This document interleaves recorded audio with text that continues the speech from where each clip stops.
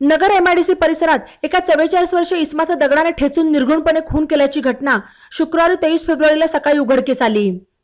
सह्याद्री चौकातील बंद पडलेल्या सह्याद्री कंपनीच्या आवारात हा मृतदेह सापडला। पोलिसांनी मृताची ओळख पटवली असून त्याचे नाव बाळू उर्फ संदीप कमलाकर शेळके, वय 44, राहणार गजानन कॉलनी, नवनागापूर असे आहे। मयत शेळके हा कोपरगाव पंचायत समितीत लिपिक म्हणून कार्यरत होता।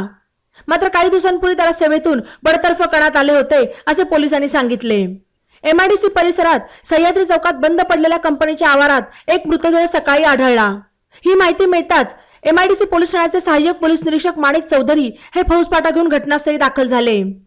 त्यांनी मृतदेहाची पाहणी केली असता प्रथमदर्शनी हा खून दगडाने ठेचून केल्याचे दिसून आले। त्यानंतर पोलिसांनी सदर मृतदेह शवविच्छेदनासाठी जिल्हा शासकीय रुग्णालयात पाठवला आणि पोलिसांनी या मयताची ओळख पटवण्याचा प्रयत्न केला असता तो गजानन कॉलनी येथील बाळू उर्फ संदीप कमलाकर शेळके याचा असल्याचे समोर आले असल्याचे सहाय्यक पोलीस निरीक्षक माणिक चौधरी यांनी सांगितले। पोलिसांनी घटनास्थळी श्वान पथकालाही पाचारण केले होते। एमआयडीसी परिसरात अशा प्रकारे खून होण्याची गेल्या 2.5 महिन्यातली ही दुसरी घटना आहे।